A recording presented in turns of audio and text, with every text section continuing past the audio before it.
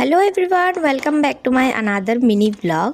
দিনটা ছিল রবিবার। হঠাৎ করে প্ল্যান হয়েছিল আগের দিন, তারপর আমি চলে গেছিলাম মামা বাড়িতে, কারণ দিদার শরীরটাও একটু খারাপ। অনেক দিন ধরে বোনও মামা বাড়িতে আসছিল না, সেদিন এসেছিল।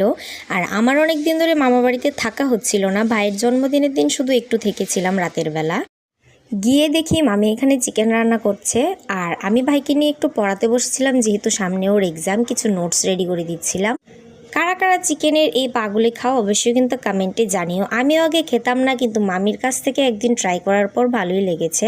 এখানে কষা মাংস হয়ে গেলে মামি আমাদের সবাইকে কষা মাংস খেতে দিয়েছিল। তারপর চিকেনটা কমপ্লিট হয়ে গেলে আমরা সবাই মিলে দুপুরবেলা একসাথে ভাত খেতে বসে পড়েছিলাম। খাওয়া দাওয়া শেষ করে আমরা সবাই একটু ঘুমিয়েছিলাম। ঘুম থেকে উঠে দিয়েছিলাম সন্ধে পুজো। তারপর সন্ধেবেলা পুজো দিয়ে খেয়েছিলাম সিন্নি প্রসাদ। আমার মতো কারা কারা সিন্নি প্রসাদ খেতে ভালোবাসে অবশ্যই কিন্তু কমেন্টে জানিয়ে। দেখা হচ্ছে নেক্সট ব্লগে।